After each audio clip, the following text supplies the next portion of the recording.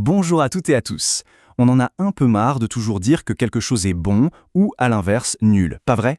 Eh bien aujourd'hui, on va donner un vrai coup de fouet à notre vocabulaire. On va explorer ensemble 10 mots bien plus précis pour que notre français sonne plus juste, plus authentique. Allez, c'est parti. C'est la question que tout le monde se pose à un moment donné. Comment on passe du stade « j'arrive à me faire comprendre » à « je m'exprime vraiment avec finesse ». La clé, bien souvent, elle se cache dans le choix des mots. Et c'est justement ça qu'on va voir ensemble.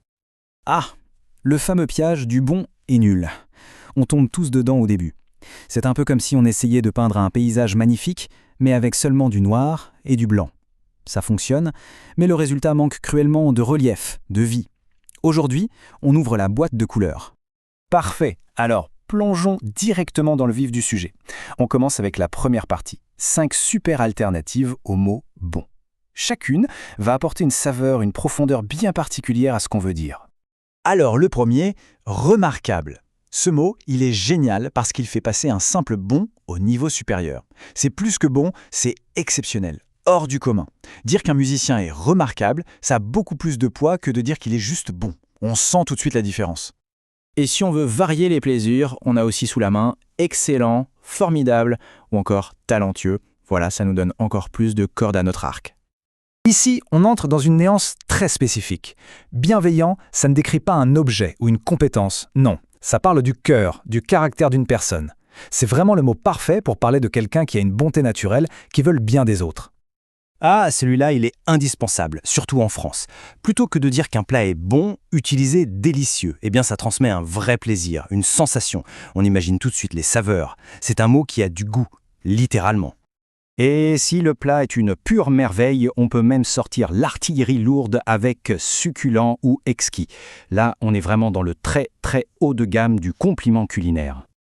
On change de registre avec agréable. C'est le mot idéal pour décrire une expérience, une ambiance, une conversation. C'est plus doux, plus subtil que bon. Dire qu'on a passé un moment agréable, ça évoque une sensation de bien-être, de confort. Et pour finir cette première sélection, on a convenable. Attention, ici il ne s'agit pas de qualité, mais de pertinence. Est-ce que c'est adapté à la situation? Une blague peut être très drôle, mais pas du tout convenable pendant une réunion sérieuse. C'est une question de contexte. Excellent. On a bien étoffé le côté positif. Maintenant, il est temps de passer de l'autre côté du miroir. Voyons 5 mots pour remplacer nul et pour exprimer une critique de manière bien plus intelligente et précise. Médiocre, c'est un outil de précision redoutable. Ça ne veut pas dire que c'était une catastrophe absolue, non, ça veut dire que c'était bof, décevant, sans saveur, oubliable. C'est une critique nuancée qui exprime une déception sans être insultant. Oula, attention, ici on monte de plusieurs crans dans le négatif. Minable, c'est un mot très fort qui est chargé de mépris. Ça ne veut pas juste dire mauvais, ça veut dire pathétique, lamentable, sans aucune valeur. On l'utilise quand on est vraiment indigné. Celui-ci est chirurgical. On utilise incompétent uniquement pour parler d'une personne et plus précisément de son manque de savoir-faire dans un contexte professionnel. C'est une critique ciblée sur les compétences, pas sur la personne elle-même. Voilà une nuance importante. Un film peut être techniquement parfait, avec de bons acteurs, une belle image, mais être mortellement ennuyeux. Ce mot se concentre sur le manque d'intérêt, le fait que ça ne captive pas du tout. C'est bien plus précis que de dire juste « c'était nul ». Et pour finir, honteux. Là, on quitte le domaine du goût ou de la compétence pour entrer dans la dimension morale. Une action honteuse, ce n'est pas juste quelque chose de mal fait, c'est quelque chose de moralement condamnable qui devrait provoquer de la honte. La portée est bien plus profonde. Et voilà, 10 nouveaux outils dans notre boîte à vocabulaire. Ça fait du bien, hein? Allez, un petit récapitulatif rapide pour que tout soit bien clair dans notre esprit.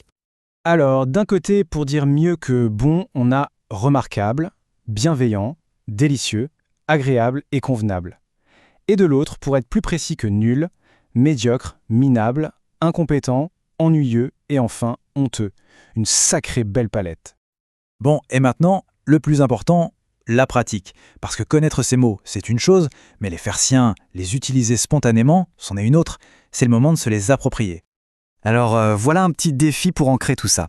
Essayez de construire votre propre phrase en piochant un mot dans la première colonne et un mot dans la seconde. Par exemple, « J'ai passé une soirée agréable même si le film était franchement ennuyeux ». Vous voyez, c'est le meilleur moyen de les mémoriser. Alors lancez-vous. Merci beaucoup d'avoir suivi et à très bientôt.